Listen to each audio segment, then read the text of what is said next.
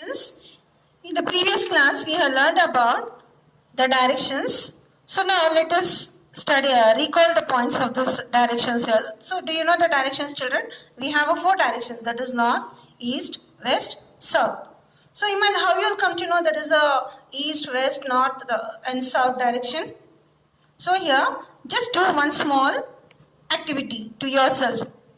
So just stand, face to the rising sun. When you are facing to the rising sun, that means you are in east position. And to the back, it is west. And to your left, where you have the left hand, that is to the north. And to your right, that is to the south. Very easily you can identify the directions. So in your map book, so when we see a symbol will be given like a plus to the top north, to the below south, west and east. Yes, that is the four directions of a map here. So here, on the top it is called north, to the bottom it is south, and to the left west, and to the right is east. So this is called the cardinal principle. It makes easy to find the directions on a map. This is called the four cardinal and four information directions. Can you see? The same thing, the same picture you have in your textbook also, children. So there are four directions called the cardinal directions. Most of the maps have an arrow key, as I said you here, pointing to the top with letter N, written above it, that means north direction, and towards top. Once you know which is the north, and you can find the other directions also. So this represents to the north, and this is to the south, and this is to the west, and this is east. So that is a representation of the four directions. There are also four immediate directions, the intermediate directions. They are, can you observe this? North, east, this side. Okay? It is also read in simple way, any. And to the below, it is called S, south. And when we come to this, it is called the south, east here. It is also called SE. And then when you come here again, southwest, SW. Then to the north, to the top, it is called from here, NW, northwest. So these are called as intermediate directions. Okay, children?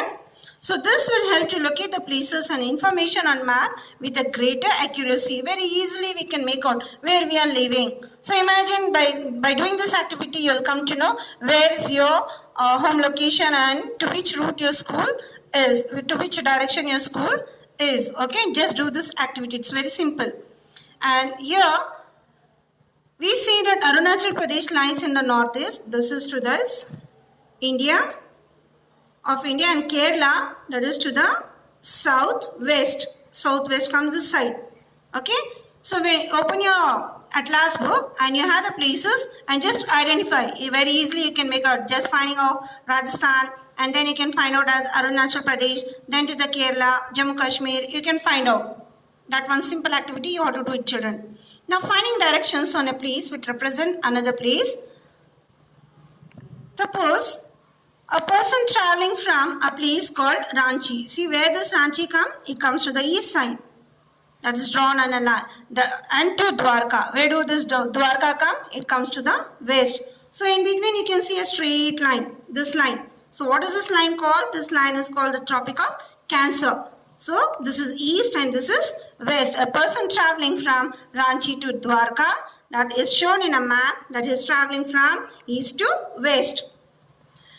And now you can see that the Dwarka, as I said here, it lies to the west here and the Ranchi lies to the east. It is very easy to find out the place on a map here. And Delhi, Kolkata, so where it comes, just you can find out here. Delhi comes here, that is to the north, and Kolkata comes here to the south, east. Okay? So like this you can identify many more places. Now let us study about the conventional symbols. These conventional symbols are signs, shapes that you can see, yes, or objects that are used on maps to represent the features like mountain symbols, forest, railway track, bridges, temples, airports. So these all are called as conventional symbols. So these symbols have a space and also make it convenient and easy for a person. So it makes a person to find out the route very easily.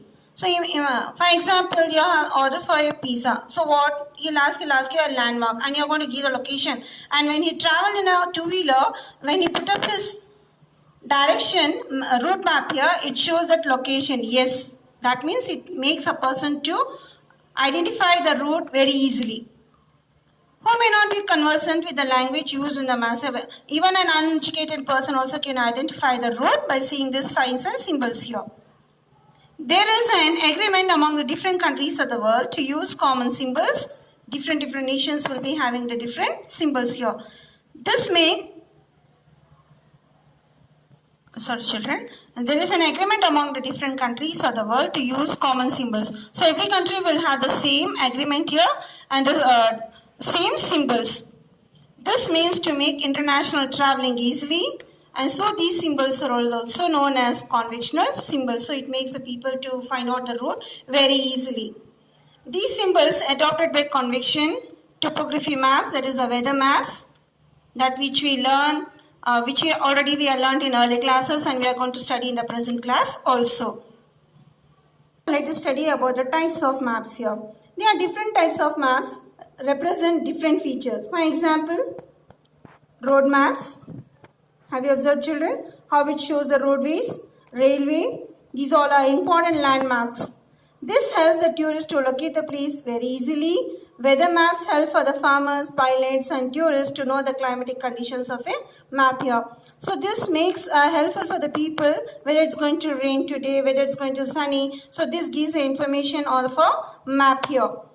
These different types of maps are mainly grouped into two categories. One is called the physical and thematic map. Thematic map is nothing but political map here. Now let's study about the different type of maps here.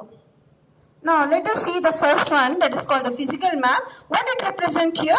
This physical map shows physical features of the land such as mountains, plateaus, plains and even natural vegetation, river, lakes. So it is called as physical map. Okay.